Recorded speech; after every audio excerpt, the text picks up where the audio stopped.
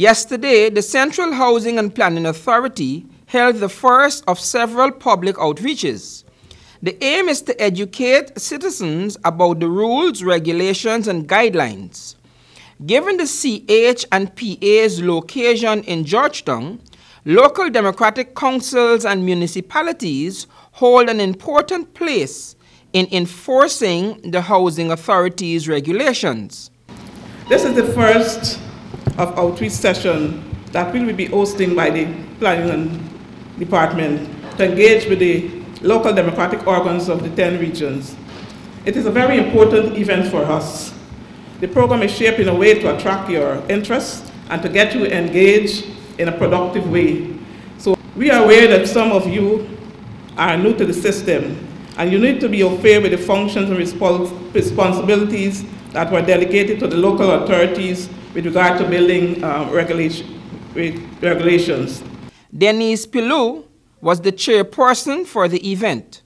She said that the sessions were designed to improve the working relationship between the department and the local representatives. We have put a lot of thoughts into shaping an outreach session that will hopefully get us closer, that will hopefully get us to work together and to create a stronger interagency relationship with all local authorities in general.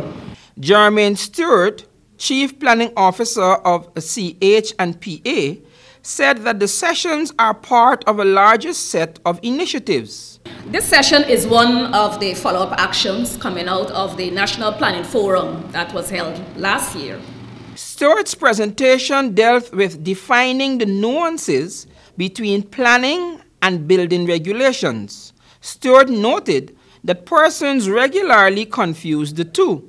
My presentation this morning will be providing the context and background for this session by providing an explanatory note on the differences between the planning and building regulations. So the process of land use planning consists mainly of two twin functions, that of the development planning, and this function is a plan preparation process, resulting where you have the output of the land use plan, the planning scheme, or a spatial plan, and the development control function. So our focus here this morning is on the development control function. Let me emphasize that the purpose of the planning control is not to stop development, it's to facilitate development. Stewart then sought to explain one of the agency's complications. The planning control process, it's twofold. You have the planning permission approval and you have the building permission approval process. A lot of persons, they think it is one, but there is a slight difference. According to Stewart, there should be no building without the approval of CH and PA. Any construction without such approval is a violation of the law. A lot of time, once they, at the level of the local authority, once they say go ahead and build, they go ahead and build without the requisite approval from the Central Housing and Planning Authority, and that's the planning permission. Unauthorized development. A lot of times is without permission, developers, they go in and start construction, and sometimes it's not within within the building regulations. The site may not be suitable. Let's take a very highly residential area, for example.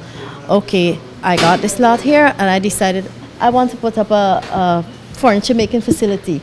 You go, you establish a furniture making facility, but you're bothering your neighbors because you have noise, you have dust, you have odor. You did not get planning permit. The outreach yesterday proved that there needs to be a more collaborative agreement between the local municipalities and the Central Housing and Planning Authority.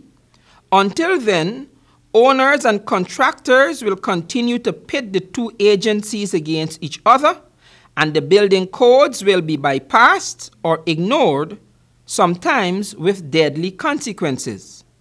For Channel 2 Headline News, I am Wendell Jeffrey.